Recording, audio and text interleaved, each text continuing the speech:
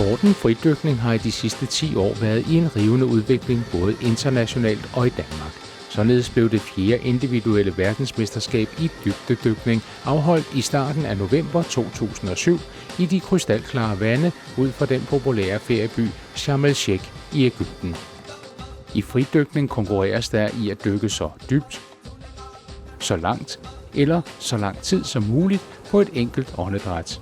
Til VM blev der konkurreret i for egen kraft at dykke så dybt som muligt, ingen brug af scuba-udstyr er tilladt, og de bedste fridykkere i verden når i denne form for fridykning godt ned under 100 meters dybde. Selv en lille sportsgren som fridykning har sine verdensstjerner, og iblandt de knap 100 deltagere fra 29 lande, der havde sat hinanden stævne, kunne man finde fridykkere såsom den flyvende fisk, piloten Herbert Nitsch fra Østrig.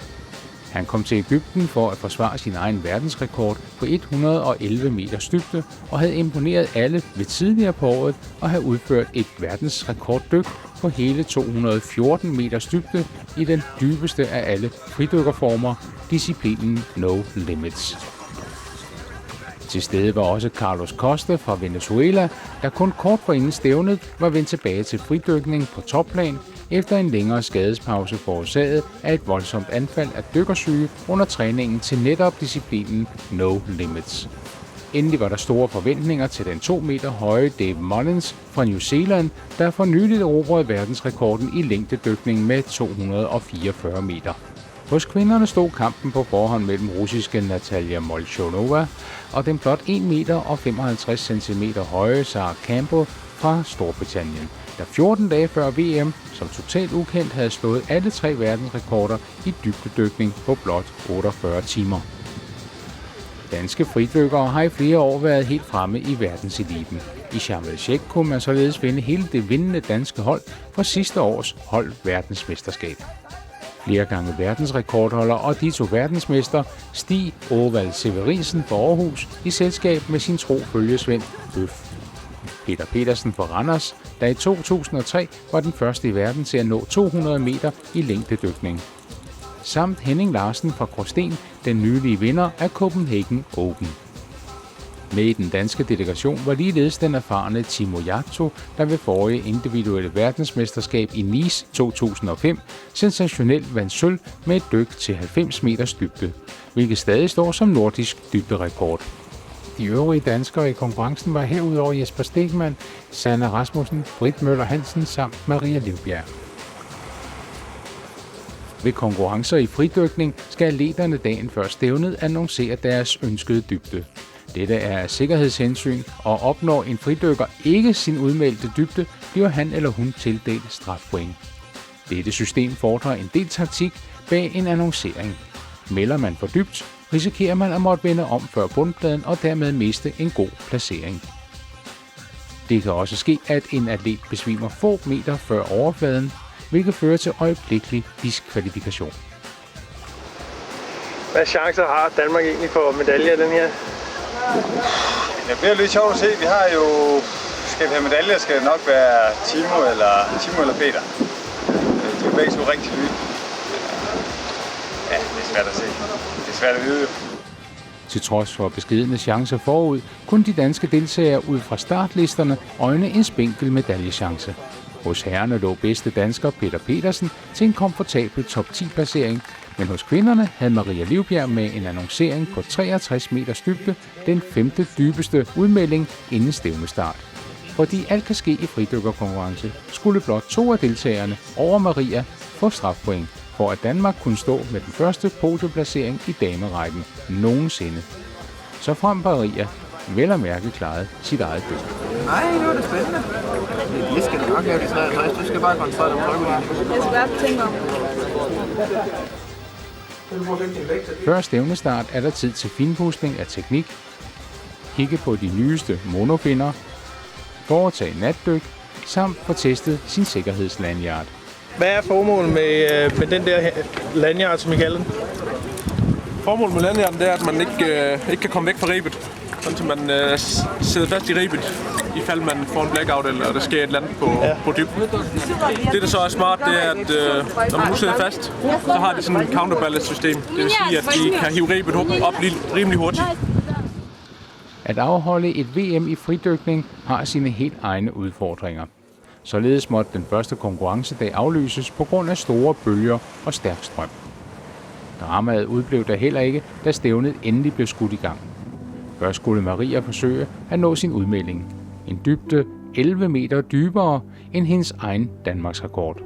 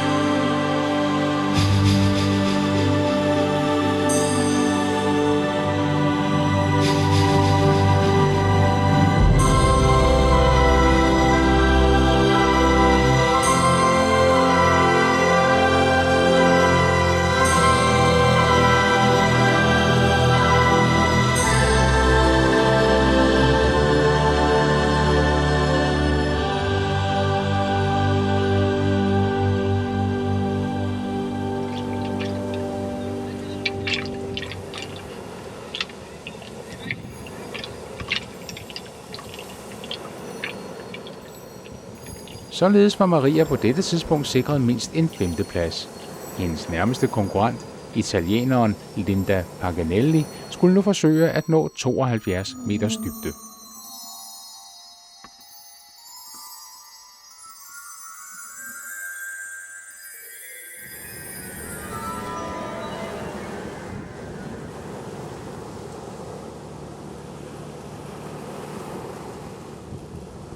Lindas øre havde svigtet, hun måtte vende ved 62 meter og fik en del strafpoint. Pludselig var Maria sikret en 4. plads. Som stævnet skred frem, så dette ud til at holde stik. Det svenske stortalent Anneli Pumpe nåede sikkert sine 77 meter, og kometen Sarah Campbell sikkert sine 88 meter. Hos herrerne sikrede Peter Petersen sig en endelig 7. plads med et dyk til 86 meter, mens Nitsch snuppede guldet for næsen af Dave Mullins ved at dykke til sine udmeldte 112 meters dybde og hermed slå sin egen verdensrekord med 1 meter. Den skadede Carlos Costa vendte stærkt tilbage til verdenstoppen og tog bronze med et sikkert dyk på 103 meter.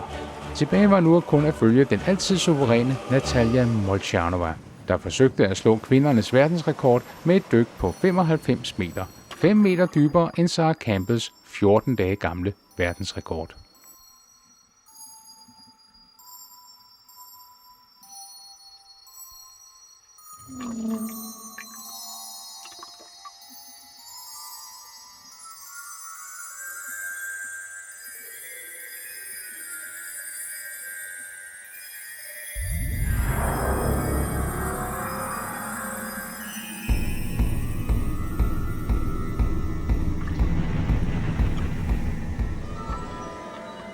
En hurtig reaktion fra sikkerhedsstykkerne, og Natalia kommer hurtigt til bevidsthed igen, men guldet er tabt. Pludselig er Maria rykket op på en 3. plads. Hvor ligger du i klassementet lige nu, tror du?